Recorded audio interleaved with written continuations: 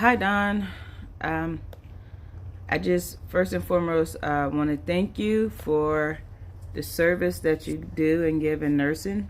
Um, Three of my grandparents were retired RNs, and all three are Christians.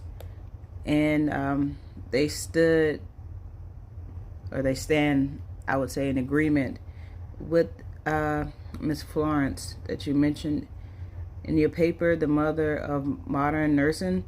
That she understood her work as God's calling on her life.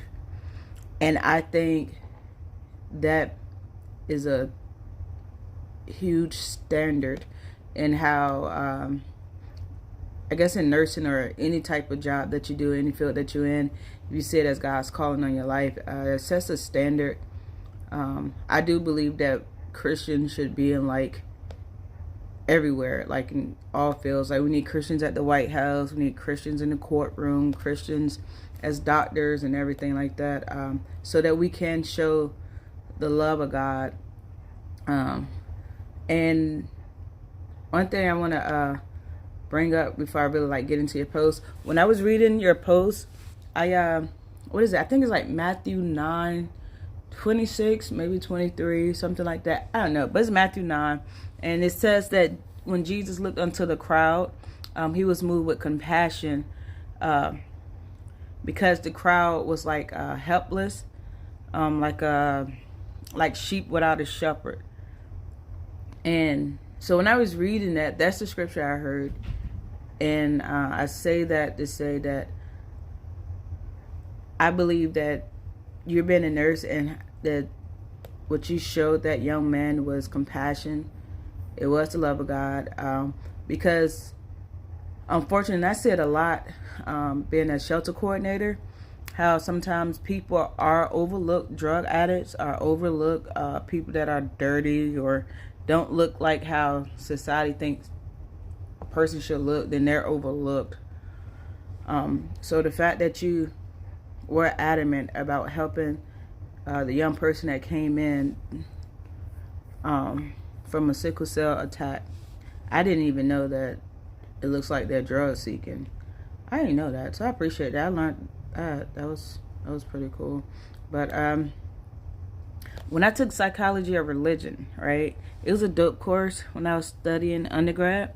So we did like a lot of studies and read a lot of studies and research on clients with spiritual like spirituality or faith and hope and religion, how those clients were able to recover or live longer than what doctors had predicted, versus clients who didn't have any like spiritual faith or spirituality. And it wasn't just Christians, it was like clients that had like Islamic faith, Buddhist, Hindu, and Christianity. And I just thought that was really cool, because I guess at the end of the day, it's just, I don't know, I guess like believing in the God that each person served. I don't know, I think it gives a form of like hope, I guess. So maybe that's why they do live longer. And then I remember there was a study, one where a lady was basically like, if God heals her, she's covered. If he doesn't heal her, he would keep her, and if she dies, then she's with him.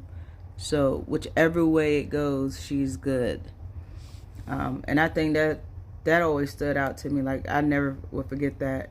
And I think that's pretty accurate for today's time with the virus.